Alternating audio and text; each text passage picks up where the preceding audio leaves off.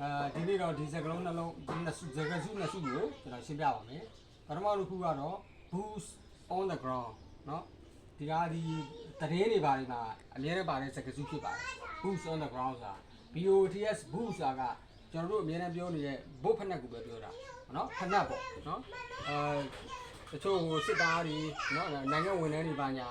ဟိုမြေပြင်ကွင်းစင်းလုပ်တဲ့အခါမှာเนาะဒီဖက်နှက်မျိုးကိုစီးတာပေါ့เนาะအဲ့တော့ဒီမှာ ground ဆိုတာကမြေပြင်เนาะအဲ့တော့မြေပြင်ကဖက်နှက်များပေါ့ဒါရပြောလို့ရှိရင်เนาะဘုတ်ဖက်နှက်များပေါ့ဒါဆိုရင် boost on the ground ရဲ့အဓိပ္ပာယ်ကတော့အမှန်ဟိုမြေပြင်ကွင်းစင်းပြီးတော့အလုပ်လုပ်တဲ့လူတွေပြောတာပေါ့မြေပြင်ကွင်းစင်းအလုပ်လုပ်တဲ့လူတွေမြေပြင်ကွင်းစင်းအလုပ်လုပ်တဲ့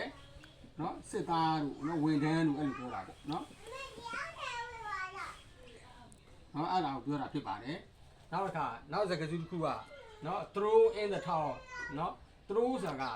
ပစ်လိုက်တာဖြစ်ပါတယ် in the towel ဆိုတာကဒီတပတ်ကိုပြောတာပါဒီစကားစုကတော့ throw in the towel ဆိုတာကဒီလက်ဝဲတွေပါညာမှာရှင်းသက်လာတာပေါ့เนาะလက်ဝဲတွေပါညာဆိုရင်အပေါ်မှာတက်ထိုးနေတဲ့เนาะလူကရှုံးတော့မှဆိုရင်ကျွန်တော်တို့ဒီမှာလည်းလောက်ကြပါတယ်ရှုံးမယ်မထိုးနိုင်တော့ဘူးလို့ယူဆရင်အောက်ကသူ့ရဲ့နီးပြားတော်တော်ကောင်းเนาะသူ့ရဲ့ကြီးကြပ်သူတော်တော်ကောင်းတယောက်ကဒီတပတ်ကိုပြစ်တင်လိုက်ရင်ဒါအရှုံးပေးတယ်ဆိုတဲ့အဓိပ္ပာယ်ဖြစ်ပါတယ်တပတ်ကိုဒီဘယ်လိုပြောမလဲဒီလက်ဝဲထိုးတဲ့ကွင်းတွေကိုပြစ်ထည့်လိုက်ရင်ဒါအရှုံးပေးတယ်လို့အဓိပ္ပာယ်ရပါတယ်เนาะဒါကြောင့်မို့ဒီစကားစုကဒီလက်ဝဲကမှအဆင်သက်လာတာလို့เนาะယူဆရပါတယ်เนาะဒါတပတ်ကိုပြစ်လိုက်တယ်ဆိုရင်ဒါအရှုံးပေးတာပေါ့နော်ဒါအဓိပ္ပာယ်ကလည်းအရှုံးပေးတာပဲဖြစ်ပါတယ် throw in the towel ဆိုတာကအရှုံးပေးခြင်းအရှုံးပေးသည်ပေါ့နော်အရှုံးပေးသည်ဖြစ်ပါတယ်ဒီဥပမာစာကြောင်းလေးကြည့်ရင်ရှင်းသွားပါမယ်ပထမအုပ်တစ်ခုက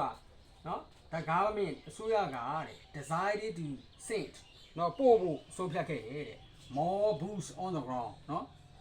ဒီမှာတော့သူ့ရဲ့စစ်သားတွေအဓိပ္ပာယ်ရတယ်နော်မြေပြင်ကွင်းစင်းမဲ့နော်စစ်သားတွေနော်စစ်သားတွေကိုနော်စေလွတ်ဖို့ဆုံးဖြတ်ခဲ့တယ်ပို့ဖို့ဆုံးဖြတ်ခဲ့တယ်ပေါ့အဓိပ္ပာယ်ကနော် more boots on the ground ဒီနေရာမှာတော့စစ်သားတွေအဓိပ္ပာယ်ရပါတယ်နောက်ဆက်ကြောင်းကြည့်ပါမယ် we need more boots on the ground နော် boots on the ground to understand that local market နော် local market ဆိုတာကဒီ data market ဆိုတာကဈေးပေါ့ data ဈေးကွက်ကို to understand နားလည်ဖို့တဲ့နော်မြေပြင်ကွင်းစင်းမဲ့လူတွေငါတို့လိုအပ်တယ်လို့အဓိပ္ပာယ်ဖြစ်ပါတယ်ဒီမှာတော့မြေပြင်ကွင်းစင်းတဲ့ဝန်ထမ်းပေါ့လေမြေပြင်ကွင်းစင်းတဲ့လူနော်အဲ့တော့ကျွန်တော်တို့ကဒေသဈေးကွက်ကိုနားလည်ရန်မြေပြင်ကွင်းစင်းတဲ့လူတွေပို့ပြီးတော့မှလိုအပ်ပါတယ်လိုအပ်တယ်နောက်နံပါတ်3က he threw ဒီမှာတော့ throw ရဲ့နော်အတိတ်ကိုရေးတာပါ he threw in the towel နော်သူက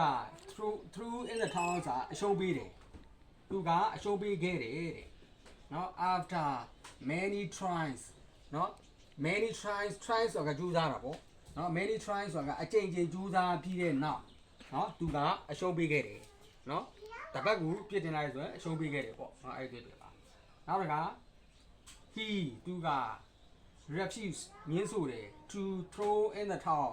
သူကအရှုံးပေးဖို့ငင်းဆိုခဲ့တယ်နော် despite ဆိုတာတော့လည်းပဲပေါ့နော် the difficulties နော်အခက်ခဲတွေရှိတော်လေးပဲသူကအရှုံးပေးဖို့ညှင်းဆိုခဲ့တယ်လို့အဓိပ္ပာယ်ဖြစ်ပါတယ်နော်အားလုံးနားလည်မယ်လို့ယူဆပါတယ်ကျေးဇူးတင်ပါတယ်